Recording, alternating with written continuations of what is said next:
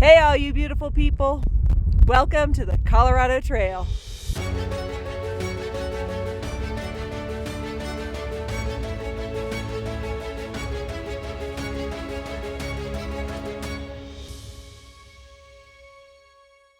Good morning, I'm Katie, that's Fluffy Dog, and we are in Frisco right now waiting for the bus to take us to the Gold Hill Trailhead to start hiking segment 7 of the Colorado Trail. The Summit stage is a free bus that runs all around Summit County. Dogs are allowed, so Fluffy gets to ride the bus too. You riding the bus? Good boy. The bus dropped us off right near the trailhead. The bus stop is right there, and we are, I don't know, real close. 1/10, 2/10 of a mile from the trailhead.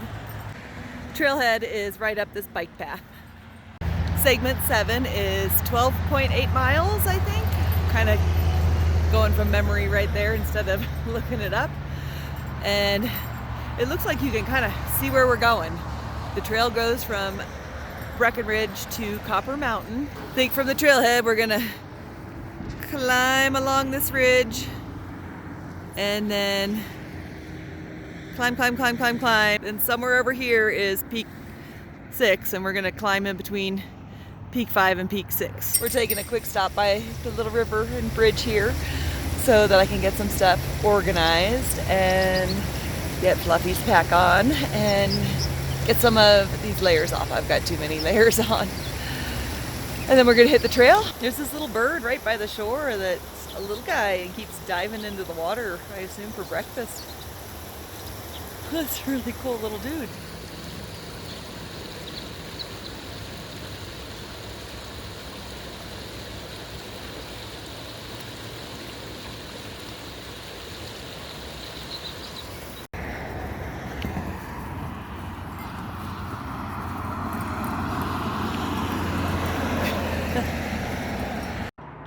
Finally have all my stuff together. We are at the Gold Hill Trailhead and we're getting ready to hit the trail. Gonna go about 6.1 miles today-ish to what should be a very lovely campsite. Copper Mountain, 12 miles. That's where we're going.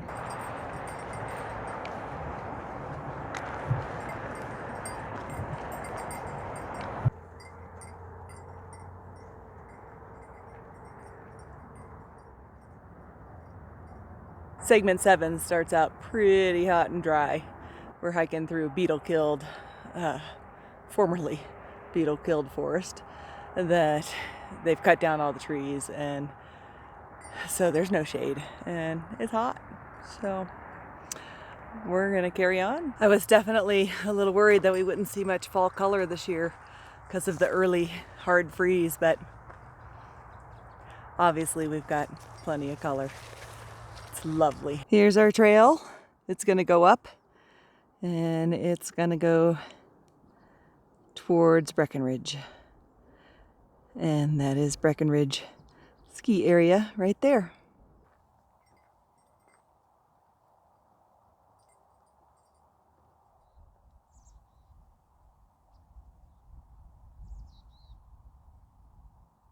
As we switch back up the hill away from town, we're getting views of Lake Dillon now. It's very pretty. And looking back the other direction, we're starting to get some cloud cover, which is very welcome right now. This section, well, any beetle kill section or fire scarred section would be miserable without some cloud cover and in the summer heat. And there goes my cloud cover. I think some of that will come back though. It looks like we're going to be going through beetle kill, then forest, then beetle kill, then forest for a little while. And right now we have really good cloud cover, which is nice. But it's kind of lunchtime coming up. Not quite yet, but I think the next little forested area we're going to stop and have some lunch, just so in case these clouds up above me decide to open up and pour on us. We're not trying to eat lunch in the rain. I'd rather hike in the rain than eat lunch in the rain. So next little forested area, lunchtime. That's the storm cloud overhead.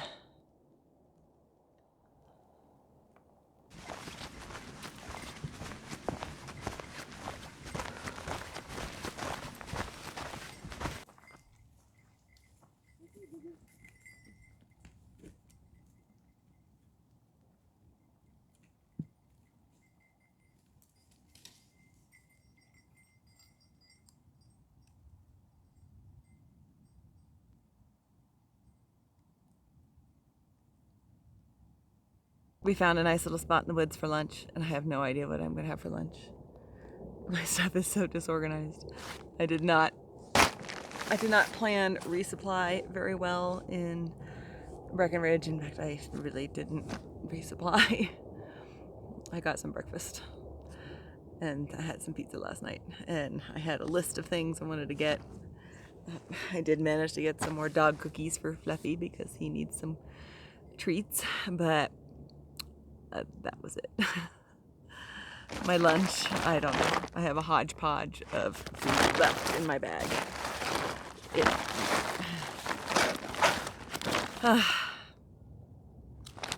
I have tuna fish, and I forgot to get mayonnaise. That was on my list too. Tuna fish without mayonnaise is not that awesome, but I think that and crackers may be what our lunch is. This is the disaster that all my stuff is, and I think I'm gonna have to get it packed up before I have lunch because I feel raindrops.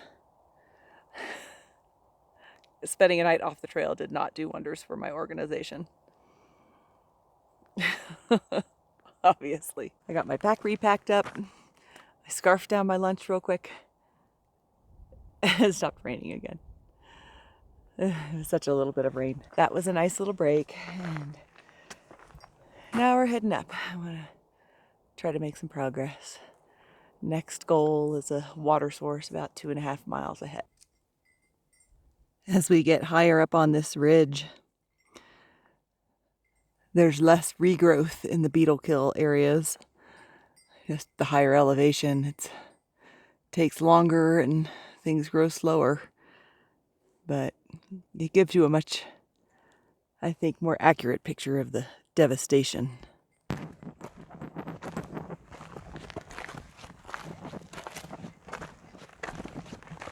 We have been switchbacking up very slowly this ridge that I'm calling Beetle Kill Ridge for a long time, and I think we finally crested the ridge. And it looks like we're going to go down for a little bit and hopefully get to our water source soon.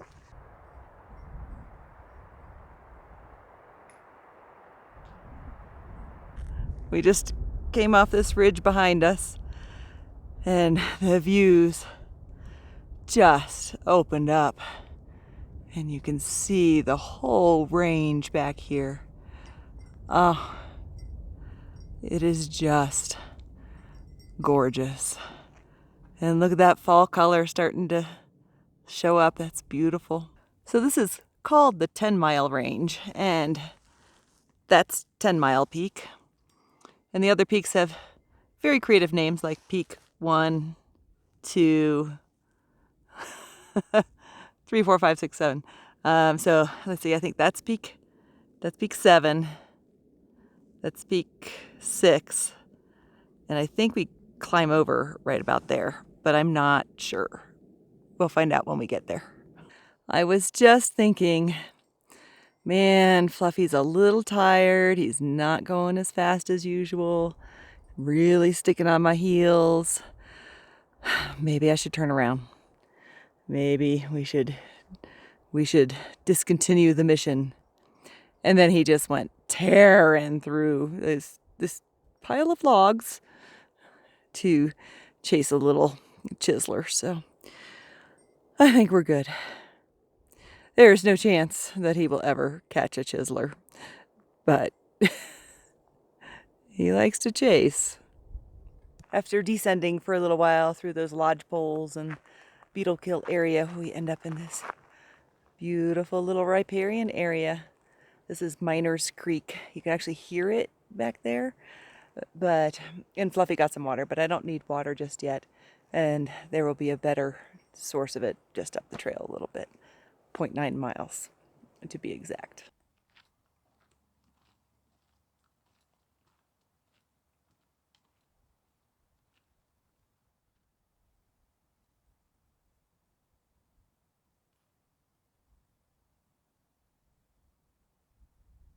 We are definitely entering an area affected by fire,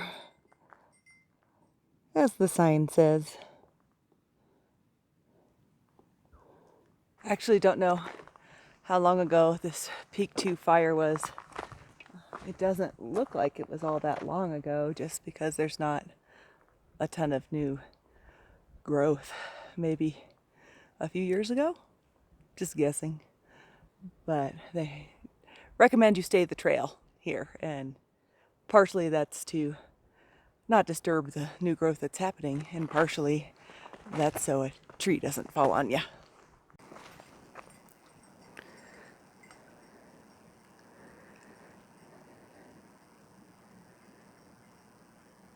We've reached my planned water and snacks stop.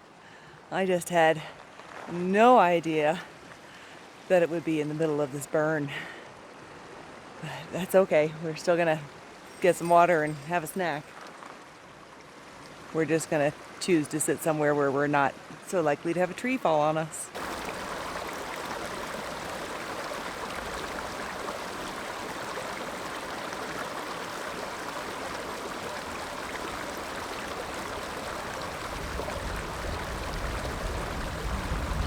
We have 2 more miles to go and 1,000 foot of elevation gain to where we hope to camp tonight. So it's time to make some tracks. Take deep breaths. Big lungfuls. I don't know how well you can tell that in video, but some of this wood is just charcoal. Just sad.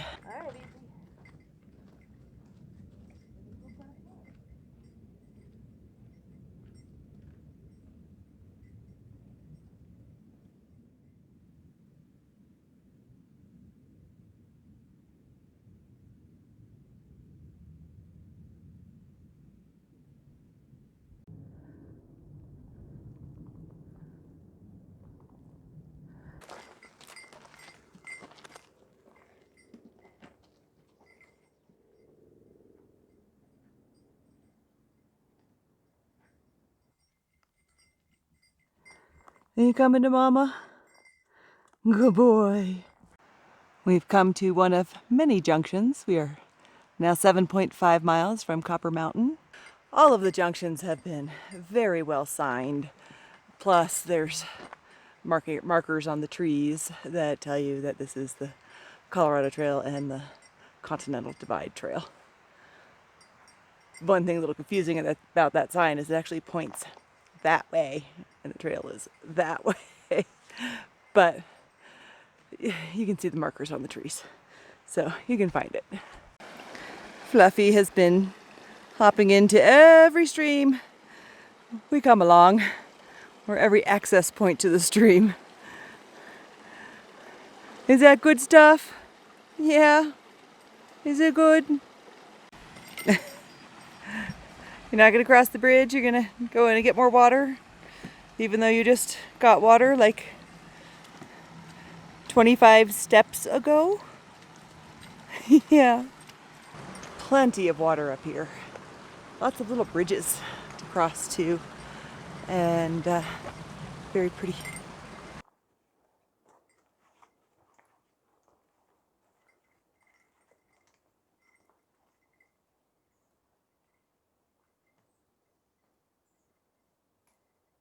We have arrived at our campsite. I'm exhausted.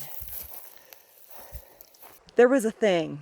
It took a little longer than it should have to get here, and I had traveled a bit more ways than I should have had to get here, and that was really frustrating. But I'm here, and it's beautiful. But I'm cold and hungry, and I need to set up that tent.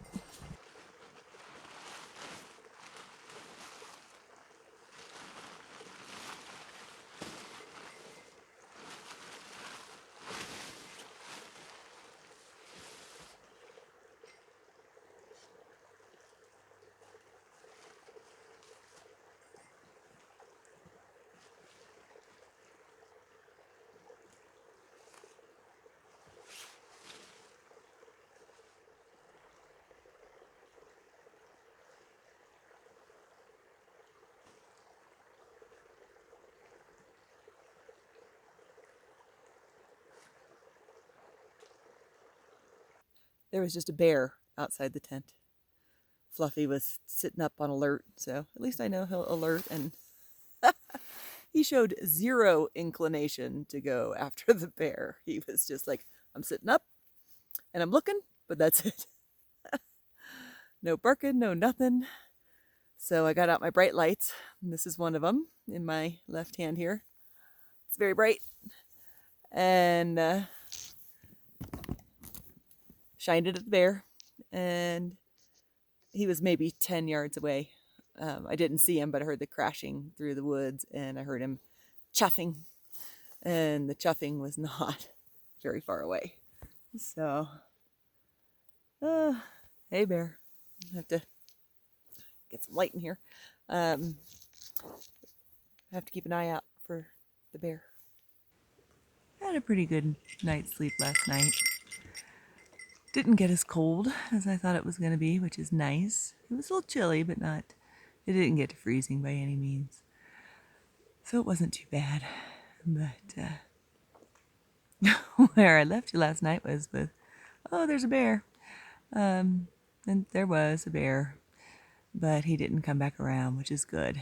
When I started making noise and shining lights, he took off really fast. Or she, I don't know.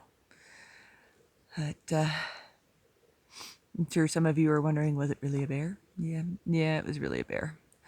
I live in an area where I have frequent bear visitors. I probably see a bear in my front yard, or walking around the property, or occasionally on my porch, multiple times every summer. And so very, very familiar with what they sound like. I didn't actually see them, but that chuff, that bear chuff that they make is very distinct. And not too many other animals make that noise. So it was a bear. And I suppose the other question is, was I worried? Well, I mean, I definitely have a healthy respect for bears and a concern that they could come back, but he took off really fast. So I'm quite certain that human presence was not something that he was interested in exploring. Did make sure, extra sure, that my bear bag was hung extra high, which was kind of a pain in the butt. Most of the time I bring an sack, which is so much easier than hanging a bear bag. But my sack just wasn't, the one I have wasn't big enough for all of the food that I was carrying this trip. So I had to hang a bear bag because my bear bag was bigger. But it was extra high. It's just kind of a big pain in the butt, because especially out here, you typically have to use the 2-tree method, where you sling it between two different trees, because there aren't trees that have branches that are wide enough to properly hang a bear bag. And so that's that story. So I got into camp a bit later than I was planning last night, and did a lot more hiking than I had originally planned. So let me take you back. Yesterday, when we stopped at that last intersection that said, Wheeler Lake this way and Cover Mountain this way, and the sign was not pointing the correct direction. The sign really was not pointing the correct direction. But then I saw the confidence marker for the trail. The confidence markers are just those little metal markers that are nailed to trees on regular intervals. And they occur along most of the Colorado Trail. There are some sections where they don't have them, wilderness, specifically wilderness areas, but they do have them on most of the trail. So at that intersection, I start tromping along the trail. It's going up. It's a lovely trail. Probably gone, 0.3 of a mile, and I was like, haven't seen any more confidence markers. And this looks like a newly constructed trail.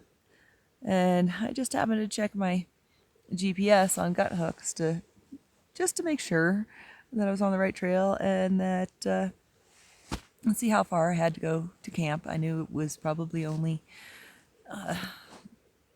between 0.7 and 0.9 miles from that point to get to camp. And looked at my gut hooks GPS, and my little dot shows where I was nowhere near the trail and was walking away from the trail. So my thought was, oh, did I miss something at that trail junction? Did the trail go back a different way? So I tromped back down to that trail junction and looked at the signs again, looked to see if there was any sign of a trail going off another direction. There's not. There was where I came from. There was Wheeler Road, which was not the correct way. And then there was this trail that I was on that was leading me away from where gut hooks and Google Maps, because I checked Google Maps as well, and I also checked the paper map just to make sure that there was no other trail in this area. This trail did not exist on any of those maps, and so it was a pretty big issue. I'm like, well, and the upshot is, if I hadn't checked the GPS, everything would have been fine. Because as it turns out, they are rerouting the trail here. And you could tell that it was a very newly constructed trail that I was on. There were fresh cut trees and signs that the trail was new and that they had done some blocking off of kind of other trails and social trails. And as it turns out, the old portion of the Colorado Trail through here. Old trail. New trail. Trail. Bunch of new dirt that got thrown off the trail from the trail. Fresh cut trees and limbs. Lots of flagging tape along the way, but no confidence markers. Here's another spot. Old trail. Goes down pretty far. New trail. So I had walked up 3/10 of a mile, walked back down 3/10 of a mile to that intersection. Then was like, this has to be it, and walked back up, kind of staring at the GPS to see where it goes away from the trail, and it went away from the trail. Ultimately, I ended up calling my sister because I knew that she had just hiked this section. And I thought maybe she will remember something special about that intersection, or she will remember hiking on a newly constructed trail. And after lots of talking with her, we finally, and pinpointing where I am, sending my location to her, we figured out that she did remember walking on a newly constructed trail here, and that it took her to the right spot.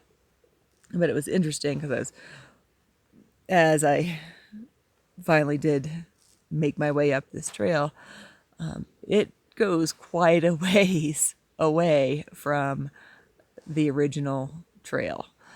And if you looked at your GPS here, you would be a little confused and a little concerned, as I was. As it turns out, nothing came of it. No big deal. Just had to walk extra ways, figure that out. But and plan B, if this wasn't the trail, would have been to hike back down to that intersection and camp there for the night, and then figure it out in the morning. Because that was had lots of good, that little intersection had good campsites and good water, but I wanted to make it a little further. So ultimately I did, but it was a little confusing and stressful for a little bit. And wouldn't have been if I hadn't looked at my gut hooks app and been like, I'm not on the trail anymore. That's a concern. But we made it to camp after adding, I don't know, at least another mile to the hike, which is significant at this altitude. We are currently at over 11,000 feet here, and every little bit of hiking, and especially gaining elevation hiking, is slow and challenging. So just for future reference, if you're hiking segment 7 and you get to that intersection, your GPS is not going to match what the maps say. I think their trail detour does add quite a bit of distance. It seemed longer than what it should be, although maybe that's because I was tromping back and forth on it. I don't know. But I am just sitting here being lazy this morning. I don't even know what time it is, but it's still morning. The sun's still pretty low in the sky. I'm thinking it's probably 8 o'clock or so. And I guess I gotta get out of the sleeping bag at some point. It's nice and cozy. I knew I had plenty of extra fuel because this is my last night, so I've got something special in my sleeping bag. This is my favorite thing to bring on trips to make sleeping better, which is a aluminum bottle that is filled with hot water, and have one of my socks wrapped around it. It is wonderful. I heat one of these guys up every night and toss it in my sleeping bag. And they're still warm enough in the morning, with wrapped in the wool sock and insulated by the sleeping bag, to provide you with some somewhat warm water for bathing in the morning. But this morning I decided to indulge a little extra because I had extra fuel and heat it up again. So I'm just sitting here with my nice, cozy, extra warm sleeping bag and being a little lazy, but I suppose at some point I gotta get up and start breaking down camp. Made my tea. It's good. Nice to have a little hot tea on a cool morning. But yeah, that's the story. Bear and trail rerouting. Yeah. All right, I gotta start doing stuff. Are you the cutest little muffin?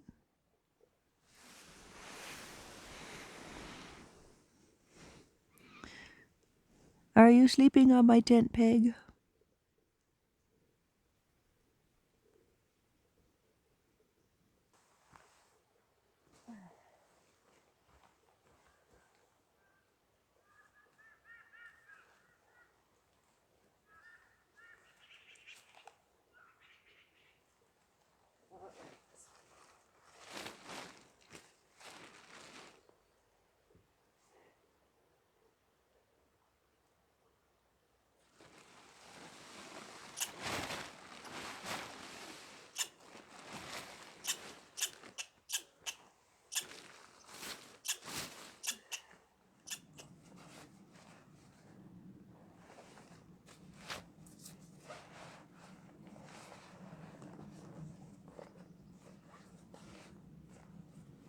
All right. Over there. Here you go. What a good boy you are. Oh, that's a good puppy dog. Let's get your collar out. I just noticed Fluffy vibrating. And the reason he is vibrating is there is a squirrel in the tree right there at Fluffy height. Oh, hello. You're very bold. He's come down lower. You are bold, little dude. Did you know Fluffy's right here? Well, you do, because you're chittering at him. How you doing? I'm sorry we didn't leave any dog food scraps for you. Why are you coming lower? Oh my goodness. Do you have a death wish? Hi. You are angry. All right. We'll leave your area.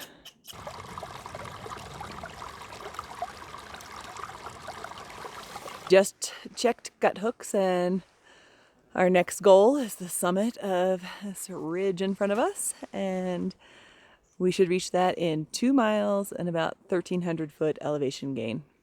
It's really not too bad of an elevation gain, but it does top out at over 12,000 feet, so it'll be slow going just because of the lack of oxygen in the air.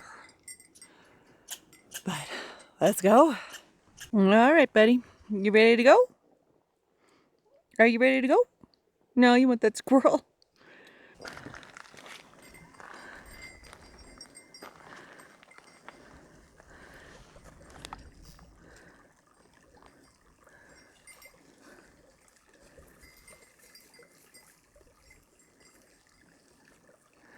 And now we go up. We're not out of tree line yet, but we're hitting some steep stuff right off the bat. Definitely getting the heart pumping right away. I did not film any of that coming up because it was strenuous. We are breaking out of tree line from camp. It's 0.3 miles and we just went up 300 feet. So that's significant. So a little slow going, but we are broken out of tree line and it is gorgeous. Is it pretty, Fluff? You don't care.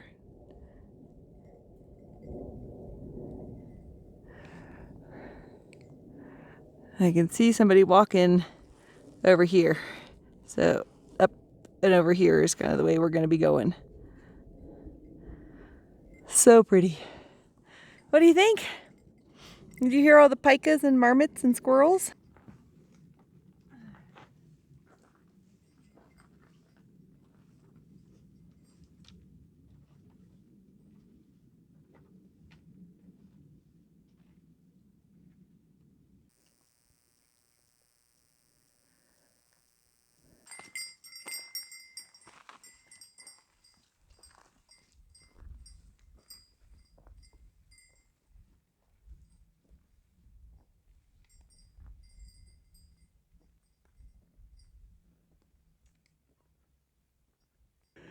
We have reached the top of this saddle. We've been climbing up and the view's just opened up again. It's beautiful. Beautiful little bowl.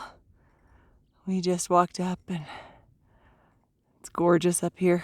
This is what we're being treated to on the other side. There's a lot of color down there.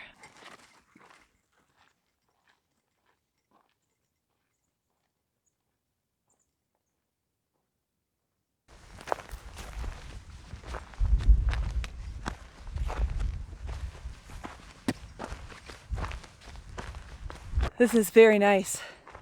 Gentle contouring around the hillside. However, I'm pretty sure what that means is that the last bit is going to be pretty steep up because we're going to still have 500-600 foot elevation gain at the end before we get to the summit of the pass. And you should also know that we're getting little bits of snow right now. I may have to put on my jacket.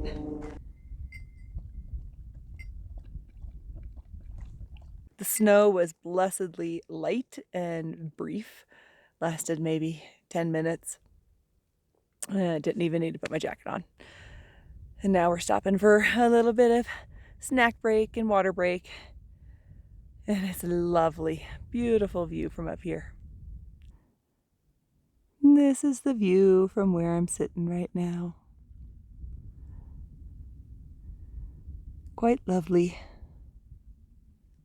From our little snack spot, we are 0.8 miles and 564 feet in elevation gain to reach the summit of the pass. There is a pika. Where'd he go? There he is. I don't know if you can see him. He's behind a rock right now. He might come back up. He's certainly gonna chip at us. There he goes. Pika!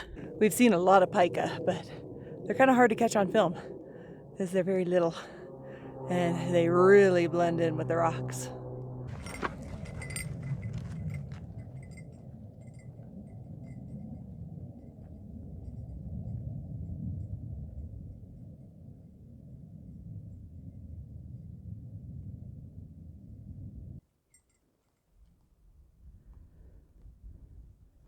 This is where we came from,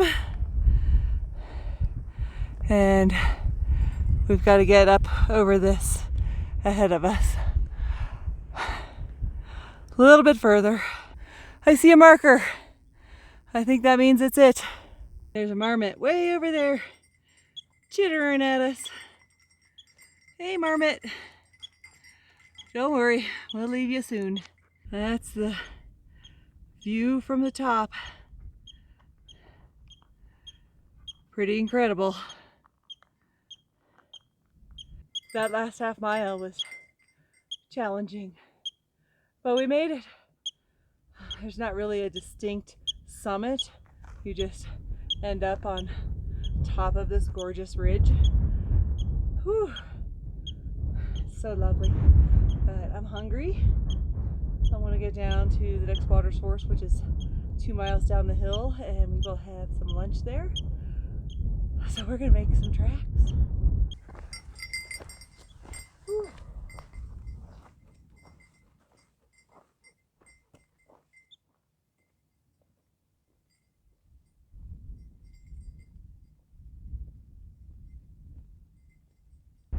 And there is another very fat marmot sitting on top of that rock. Hey fatty fatty, are you a big fat marmot? That's close enough, Fluff. Hey marmot. Enough dawdling. It is getting windy and it's starting to snow. Kind of for real this time. So we're gonna get to lower elevation as soon as we can.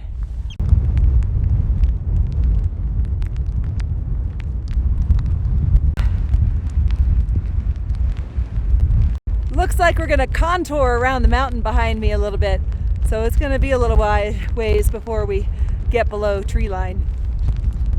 Oh, it's getting colder. There's peak 6 and I can't remember what that lift is called. And we are just one little peak over, well, rise over at the boundary of the ski area, boundary of Breckenridge.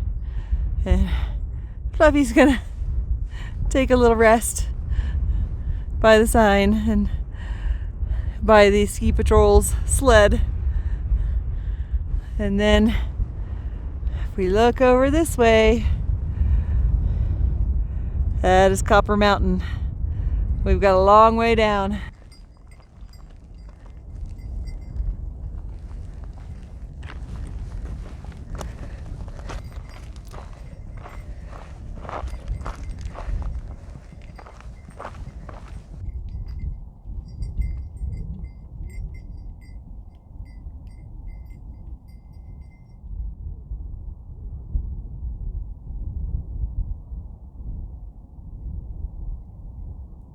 This is a seriously long traverse and it keeps going, but we are getting closer to tree line.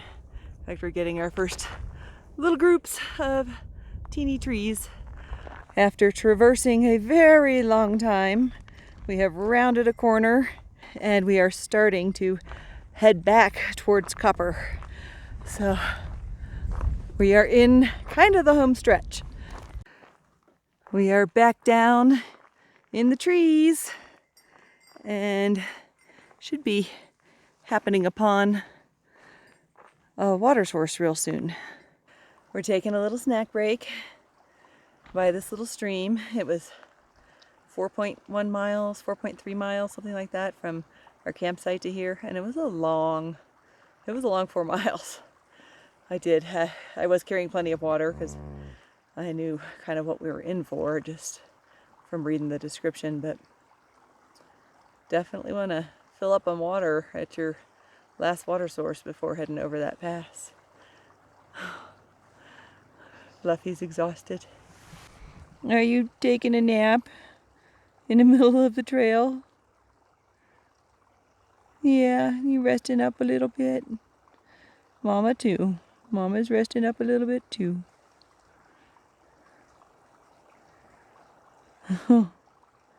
You're so cute. Is that root a good pillow? Oh, Mama loves you, buddy. We're gonna have a little snack at this little stream. I'm gonna find what kind of dregs I still have left in my backpack. It's probably gonna be tuna fish and crackers again, which isn't very exciting, but it's a good little snack. And then we're gonna finish this trail. We have 2.8 miles to go. Okay, buddy, you ready to finish out this trail? You ready to go back to the car? We have 2.8 miles left. We're almost there. Looks like we have 2.8 miles down through these woods.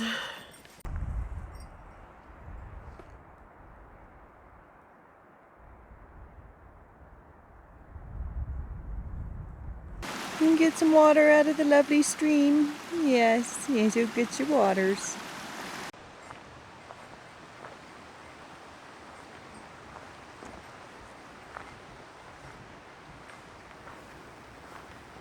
Since we've hit the woods, this trail has gone very steadily and very quickly down. My knees are not happy right now. So be prepared. When you get to tree line, there's a lot of down. And it's kind of steep. I'm definitely using my trekking poles. Fluffy is leading the way. He is. I think he's raring to get finished too. Do you know that we're getting towards the finish line? Do you have any idea? We're getting closer. Almost down the hill. You getting water from the stream? Oh, what a good boy. What a good boy. You don't have to come back up here. But holy cow, this is one heck of an avalanche field. Goes up the mountain, and there's Fluffy, and that goes all the way to the highway. Wow.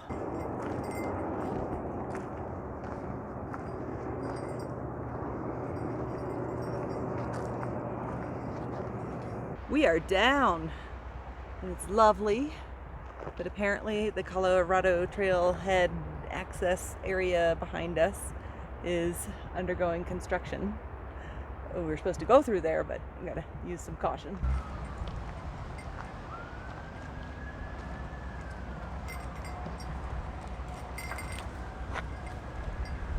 Fortunately, confidence markers tell us where to go. Lovely little river. Now I gotta figure out where Maribeth parked my car. Somewhere in this vicinity is my car. We made it back to the car. We are missing 0.4 miles at the end of this trail, which will take us to the starting point of segment 8, but I wasn't going to walk 0.4 miles more today. My car was right here. So as you kind of come out of the woods down the hill, there's a parking lot. It's one of the ski parking lots. And there's a ton of construction right in front of it right now, which is why I'm doing this inside my car instead of out there, because it's really noisy.